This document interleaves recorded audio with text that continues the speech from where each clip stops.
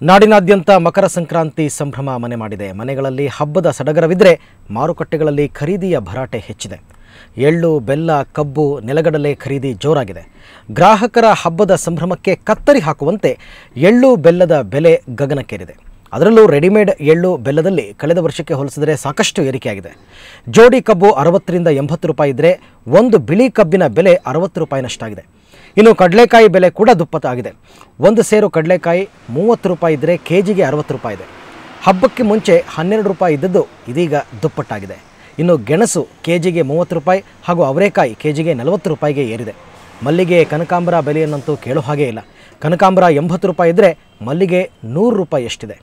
ನೋಡಲು ಬಣ್ಣ ಬಣ್ಣವಾಗಿ ಕಾಣುವ ಮಾರುಕಟ್ಟೆ ಸಂಕ್ರಾಂತಿಯ ಹೆಸರಲ್ಲಿ ಗ್ರಾಹಕರ ಜೇಬಿಗೆ ಕತ್ತರಿ ಹಾಕ್ತಾ ಇರೋದಂತೂ ನಿಜ.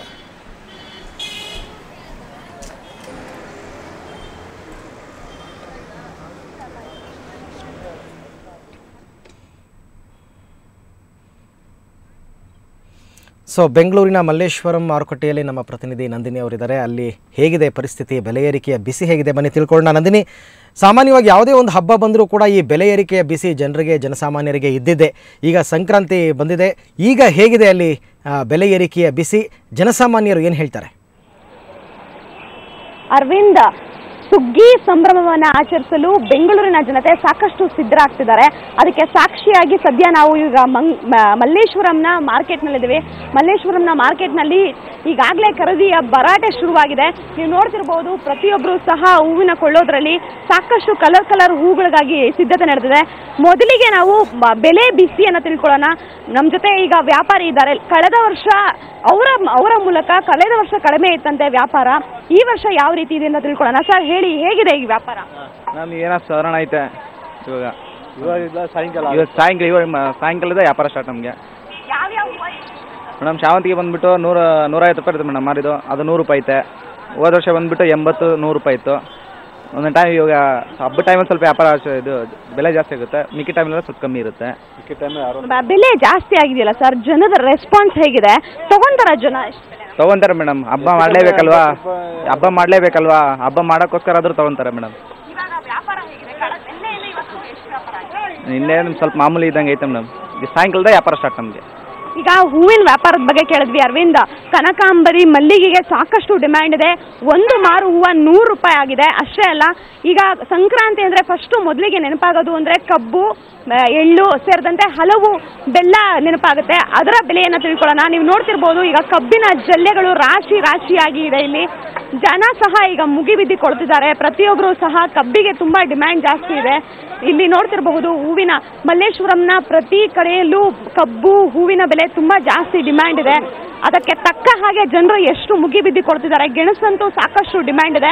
ಬನ್ನಿ ಮೊದಲನೇದಾಗಿ ಕೇಳೋಣ ಎಷ್ಟಿದೆ ಅಂತ. ಮೇಡಮ್, ಎಷ್ಟಿದೆ? ಸಂಕ್ರಾಂತಿ ಅಂದರೆ ಮೊದಲಿಗೆ ನೆನಪಾಗೋದು ಕಬ್ಬು ಮತ್ತೆ ಗೆಣಸು. ಹೇಗಿದೆ ವ್ಯಾಪಾರ? ಪರವಾಗಿಲ್ಲ ಮೇಡಮ್, ಈ ವರ್ಷ ಡಲ್ಲೆ ಸ್ವಲ್ಪ. ಬೆಲೆ ಹೇಗಿದೆ ಮೇಡಮ್? ಬೆಳೆ ಕಪ್ಪುದು ಬಂದು 50 ರೂಪಾಯಿ ಇದೆ ಒಂದು ಈಚು.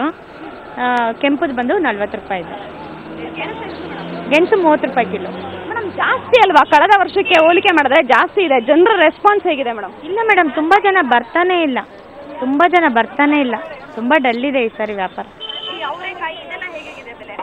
ಅದು ಸ್ವಲ್ಪ ರೇಟ್ ಆಗಿದೆ. ಹಬ್ಬಕ್ಕೆ 40 ರೂಪಾಯಿ ಕಿಲೋ ಆಗಿದೆ. ಅದು ಗೊತ್ತಾಗ್ತಾ ಇಲ್ಲ ಮೇಡಮ್. ಅದು ತುಂಬಾ ಜಾಸ್ತಿ ಆಗಿದೆ ಹಬ್ಬಕ್ಕೆ. ಕಡಲೆಕಾಯಿ 80 ರೂಪಾಯಿ ಇದೆ ಕಿಲೋ. ಹಬ್ಬಕ್ಕಾಗಿ ಶಾಪಿಂಗ್ ಮಾಡೋರು ಸಹ ನಮ್ಮ ಜೊತೆ ಇದ್ದಾರೆ. ಅವ್ರನ್ನೂ ಕೇಳೋಣ ಹಬ್ಬಕ್ಕೆ ಏನೇನು ಶಾಪಿಂಗ್ ಮಾಡಿದ್ದಾರೆ ಅಂತ. ಮೇಡಮ್, ನೀವೇನು ಮಾಡ್ತಿದ್ದೀರಾ ಮೇಡಮ್? ಕಬ್ಬು, ಅರಿಶಿನ ಮಾಡ್ತಾ ಇದ್ದೀವಿ. ಏನೇನು ತೊಗೊಂತಿದ್ದೀರಾ? ಎಷ್ಟೆಷ್ಟಿದೆ ಮೇಡಮ್?